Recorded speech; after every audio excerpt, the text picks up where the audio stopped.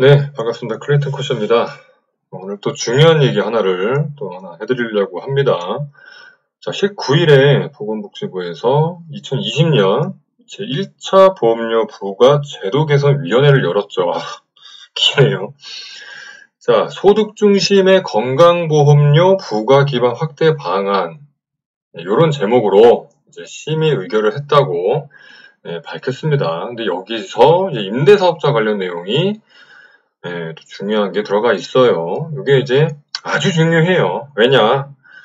여기 내용이 이제 우리 와이프분들이나 이제 부모님들이 보통 이제 남편분이 자식 내 밑으로 이제 피부양자로 등록이 되어 있다가 부동산 임대 수입으로 인해 피부양자에서 이제 박탈이 되고 지역가입자 건강보험료가 부과될 수 있기 때문에 굉장히 중요합니다. 여기 나와 있죠. 자, 2주택 월세부터 이제 과세가 되죠. 1주택은 비과세였고요. 이거 이제 6월 달에 종합소득세 신고하실 때 같이 공부했었죠. 그때 이제 등록 임대주택은 필요경비가 60%까지 인정이 되고 기본공제 400만원까지 인정이 돼서 연 임대수익 금액 1000만원까지 이제 피부양자에서 유지가 됐어요. 이게 이제 초과되면은 건보료가 지역가입자 건보료가 부과가 됐죠.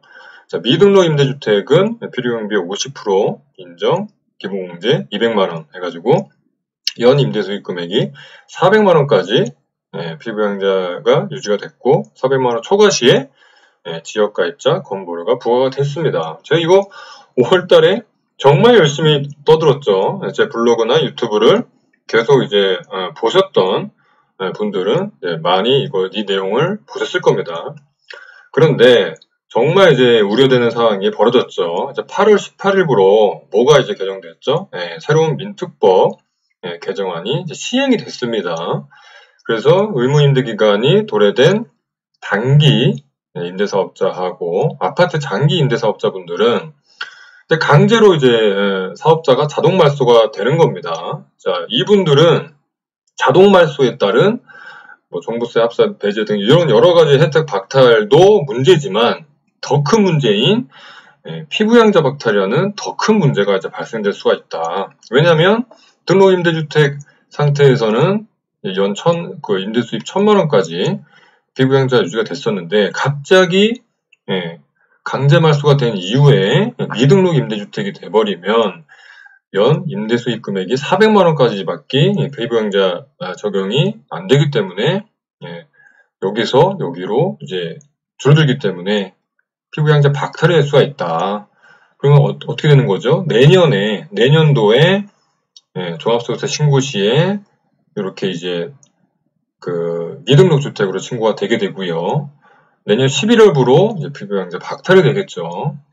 이거는 정말 억울할 것 같아요. 그래서 미리 자동 말소하시는 분들은 건보료까지 신경 쓰셔야 된다라고 미리 말씀드리는 겁니다. 자, 요 표는 제가 5월달에 건강보험공단에 전화를 하고 문자를 하고 카톡을 해서 답변을 받았던 내용이죠. 제가 이미 영상으로 글로 올려드린 바가 있습니다. 똑같죠. 등록임대 사업자는 주택임대 금액이죠. 주택임대 수입이죠. 소득이 아니라 수입이 연 1000만원까지 피부양자가 유지가 된다.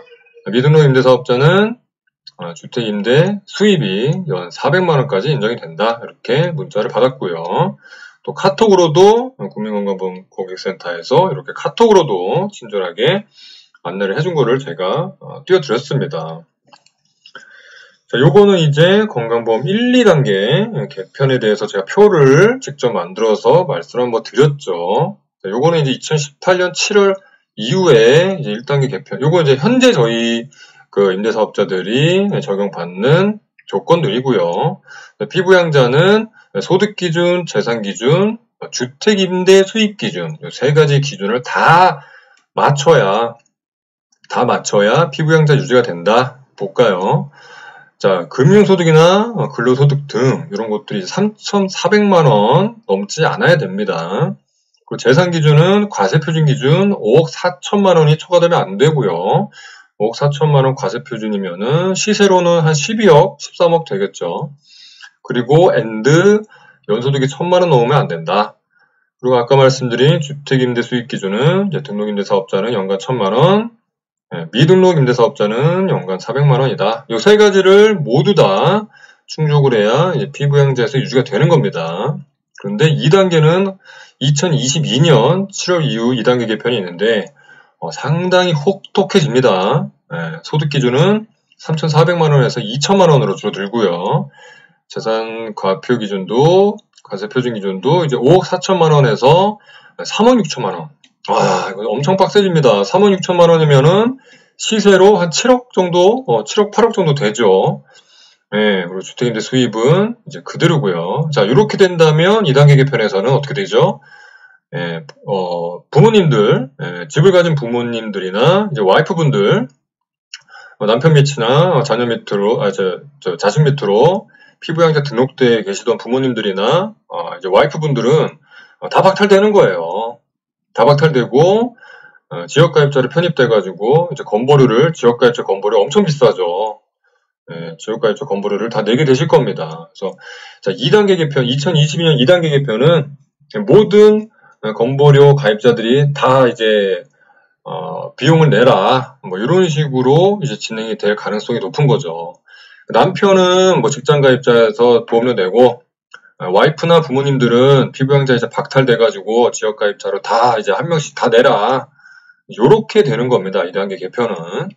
그리고 직장 가입자들도 소득월액보험료라고 급여의 소득이 이제 3,000만원, 3,400만원 초과되는 분들이 냈다가 이것도 이제 2단계 개편 때는 급여의 소득이 2,000만원이 초과되면은 소득월액보험료라고 또 더 이제 건보료를 내게 되는 제도도 생깁니다. 아주 2단계 때는 아주 환장 파티예요. 이런 거 다 이제 다 준비를 하셔야 된다. 우리 회원님들은. 그렇게 이제 말씀을 드리는 겁니다. 자, 그래서 제가 또 예제 하나를 만들어 봤습니다. 자, 8월 18일부터 개정된 민특법 시행으로 의무 임대 기간이 만료된 등록임대 사업자 단기하고 아파트 장기분들 강제 자동 말소가 시작됐죠. 그래서 자, 이렇게 예를 들어 볼게요. 자, 남편 명의의 일반주택에 가족들이 5년 동안 거주하고 있고요.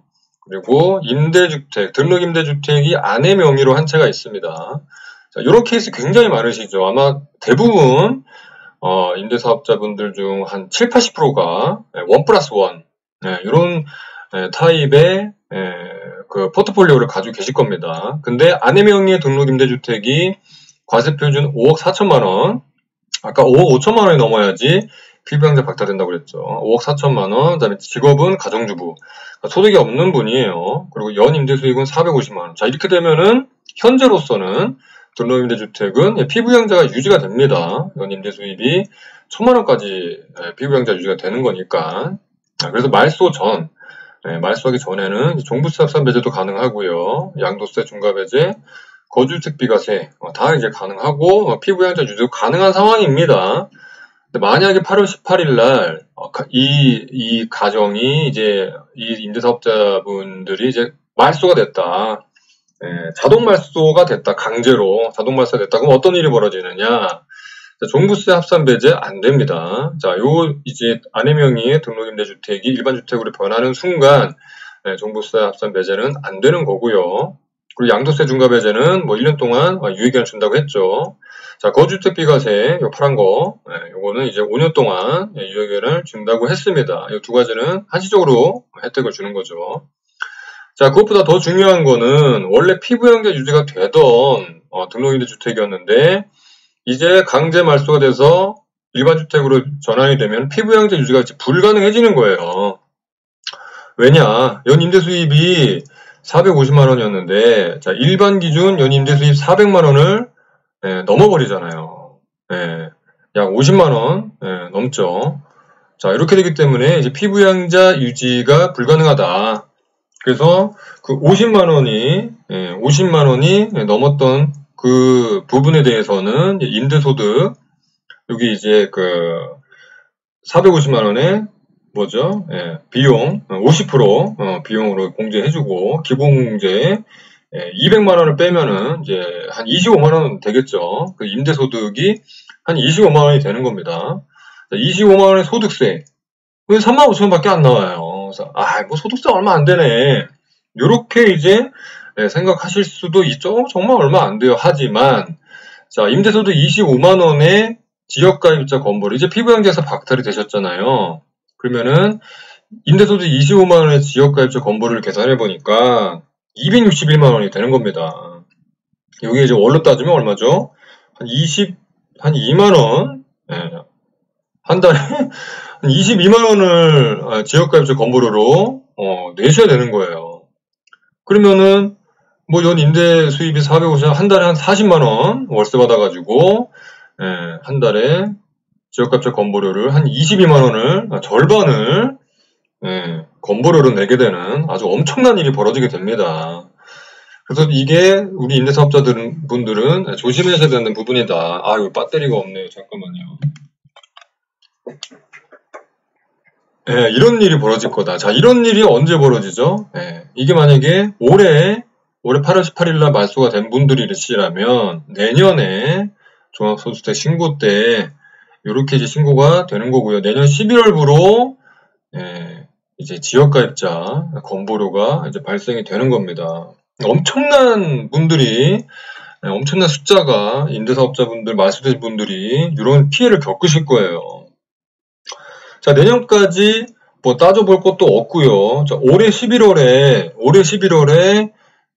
또 그 많은 우리 와이프분들이나 부모님들이 피부양자에서 이제 대거 탈락되겠죠. 올해 11월 제가 11월부가 뭐라고 그랬죠? 네, 지역가입자 건강보험료가 부과되는 기준이 11월입니다. 자, 올해 11월에도 이제 피부양자에 등재돼 있다가 피부양자에서 박탈돼가지고 지역가입자로 빠져나오셔서 건보료 내시는 분들이 100만 명이나 됐네요. 100만 명.